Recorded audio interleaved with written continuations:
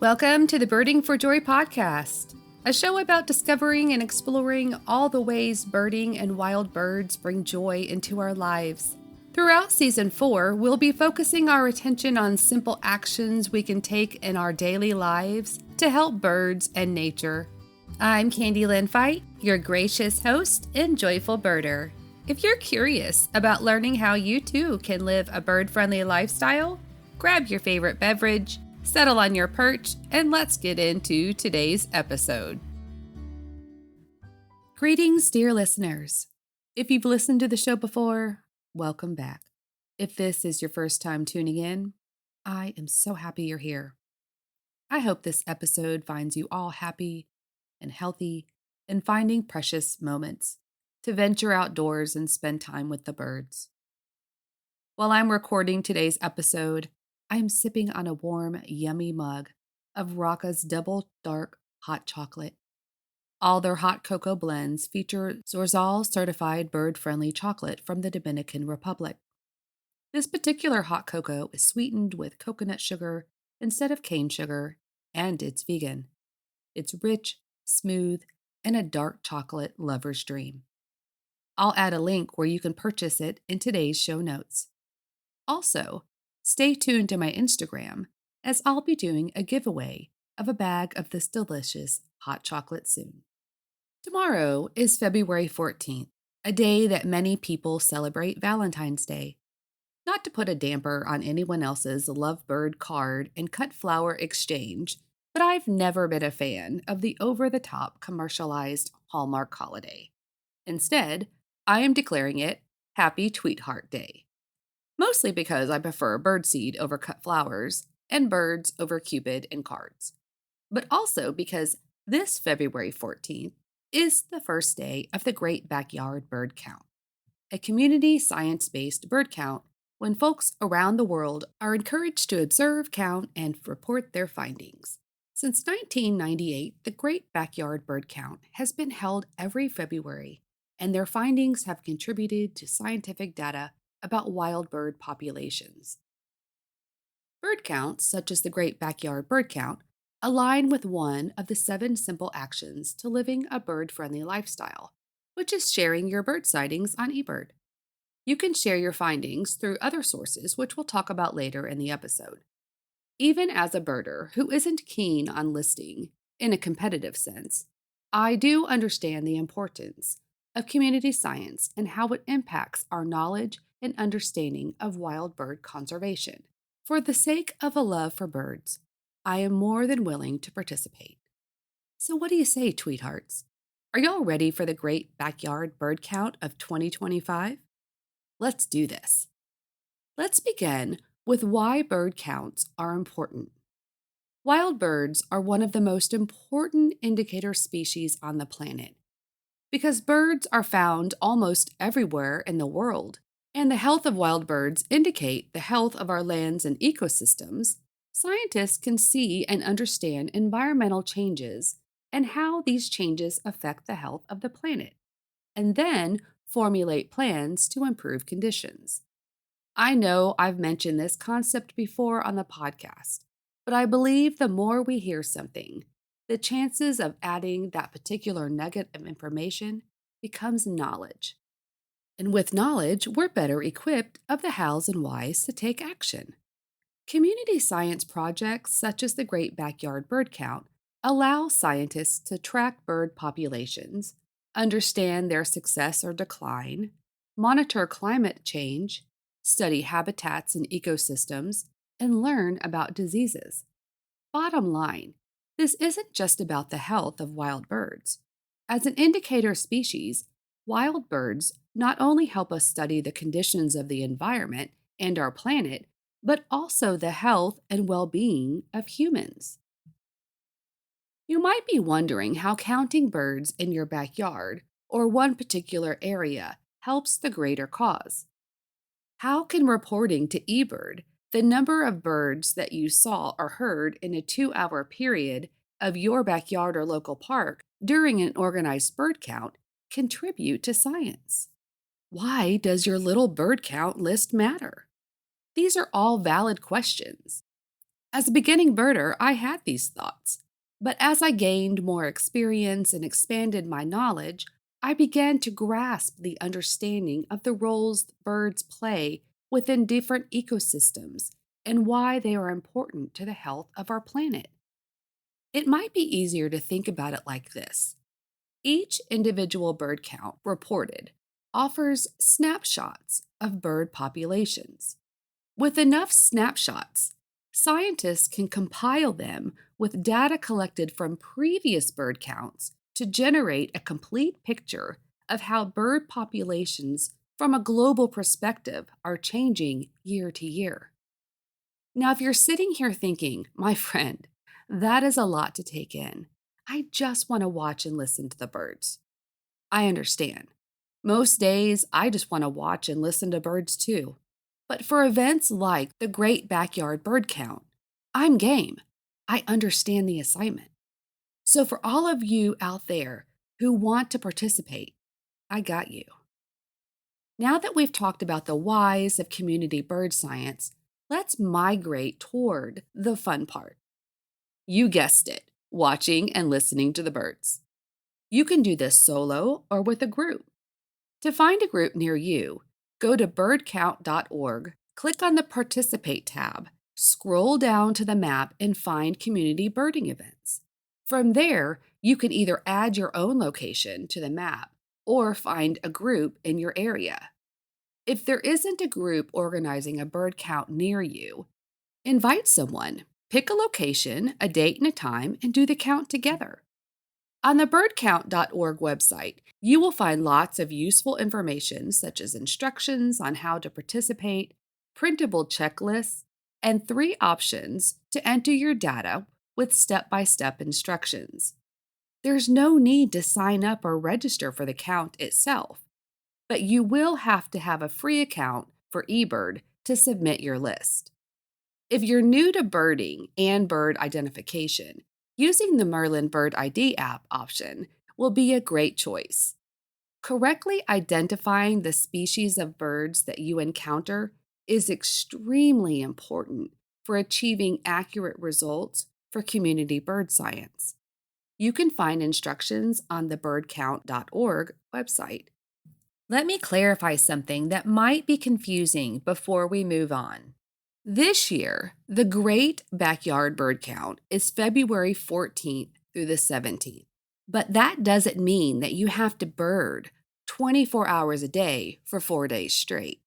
This means that the bird counts reported within the 4-day period will be included in the Great Backyard Bird Count total numbers for the event this year. Most participants will more than likely count the birds they see or hear for at least one 15-minute time frame and then report their numbers. Some participants might do longer bird counts or multiple sessions, but more on that in a bit. Okay, so we've decided that we're doing this, right? We've either signed up to join a community group or decided to do a solo bird count. Next, we'll choose a date and a time, grab a notebook, pen or pencil, and whatever means you're using to help with identification, such as a field guide or smartphone if you're using a mobile ID app. Plan to count for at least 15 minutes straight in one location or area. Just because it's called the Great Backyard Bird Count, it doesn't have to be in a backyard. It can be anywhere: a city park, a rural field or meadow, outside your work building, taking an evening stroll through your neighborhood, from your kitchen window, and yes, even a cemetery. A birder friend, Jennifer Bristol, even wrote a book about birding in cemeteries titled Cemetery Birding. The point is that participating in the Great Backyard Bird Count can be done literally anywhere. Counting can be a bit tricky if your location is bustling with birds, especially if you plan to count for a longer time frame than 15 minutes. It will be extremely helpful if you read Counting 101 and Counting 201 on the eBird.org website. Actually, anyone participating will find these articles useful. I will make finding those articles easy peasy by adding links in the show notes. In the 4-day time frame, you can participate as little as 15 minutes or as long as you want. Just remember, if you plan on doing multiple counts at multiple spots during that 4-day period, be sure to create a new checklist for each location and time. Okay, circling back to counting, correctly IDing the bird species and submitting the correct number of birds per species is important. Both ID and number are what gives an accurate snapshot in the data that you submit for the event. Here's an example. At your location, you spot a male northern cardinal in a tree near you. Tally 1 on your list. Seconds later, he flies away. Then you notice a female northern cardinal. Tally another 1. Now you have 2 northern cardinals on your list. But soon, you see another male cardinal land in the same tree or close by. There's a really good chance that it might be the original male that you've already counted. So unless you see 2 males at the same moment, keep your number at 2 spotted. Now, if you hear another one singing off somewhere else, you can change your number to 3. Hopefully that makes sense. Now, if you are on the move, say in a park, use your best judgment when keeping count. In the articles that I mentioned earlier, Counting 101 and Counting 201, on the eBird.org website, they even have instructions on how to estimate large flocks, such as waterfowl, that you might encounter. If you have any how-to uncertainties about participating, make sure to check the links I've provided in the show notes. They'll offer you resources, tips, and everything you need to know before you venture out for the Great Backyard Bird Count of 2025. Here are a few ideas for making your GBBC a fun-filled, memorable experience. Gather your own gaggle and do the bird count as a group. This could be an enriching outing for families, especially with younger budding birders or nature lovers. A bonus is to have the group keep an eye on the real-time global map of the count provided on the birdcount.org website. Okay, for the younger bird counters, they might enjoy making a game of the event, such as a species scavenger hunt or bird bingo. I've added a link to the Growing Healthy Kids website in the show notes where you can find a kid-friendly guide to doing a big bird count. Okay, next, count birds while you're taking a hike or a walk through a nature preserve or park. Or maybe head down to your local winery or brewery, or even do a pub/bird crawl. If the weather where you're located is chilly, don't forget to bring along a thermos of bird-friendly coffee or hot chocolate. Okay, this is for the organized people. Present a short slide presentation to your friend group introducing the more common birds in your local area, and then take them on a bird walk at a park nearby. For all you nature journal keepers out there, you could combine your bird count with sketching and journaling your list. And for any lovebirds out there listening and you're trying to come up with a unique outing for a date, why not incorporate participating in the bird count with a picnic lunch or dinner at an outdoor restaurant? Well, there you have it, friends. Not only can participating in the Great Backyard Bird Count be a fun experience, but you're also contributing to community science and doing your part in living a more bird-friendly lifestyle. I'm curious, have you listened to my interview with Kirsten Hill about Smithsonian Certified Bird-Friendly Coffee? Or what about my interview with Bryony Angel about bird-friendly cocoa and maple syrup? If you haven't had a chance to hear them, I encourage you to go back and listen. They are so good and packed with lots of juicy information. Please reach out on Instagram if you have tried bird-friendly coffee or chocolate. Do you have any favorites? I'm compiling a list of the ones that I've tried so far for a future episode and would love your input. Don't forget to check the Instagram post for today's episode because I'm doing a sweet giveaway. I wanted to express my sincere gratitude for everyone who has taken the time to either rate and/or review the Birding for Joy podcast. I recently received a lovely review on Apple Podcasts that simply made my day. Reviews are precious to podcasts, and it is kind of rare for people to take the time out of their day to leave one. I get it. People are busy. But keep this in mind the next time you're listening to one of your favorite podcast shows, that a positive review for an author helps them sell books, just like a positive review for a podcast helps it gain traction and discoverability. As for what is happening here in my little neck of the woods, I am going through birdseed like it's free. In the past month, I'm shocked at how much birdseed I've had to buy. It's like having littles who were constantly snacking and claiming that they're starving still here at home. The American goldfinches and chipping sparrows, which are winter visitors here in my part of Texas, are the biggest little piggies in the yard. They're at their feeders from sun up to sundown, and I have to wonder, where are they packing it all, being such little creatures? But their adorable squabbling at the feeders and quirky personalities make me laugh. I know I will miss both of the species when they head north for their breeding and nesting locations later in the spring. I do hope that they don't break the bank before then. As for the owl nesting box that we hung back in early January, I fear that we waited a bit too long to get it hung.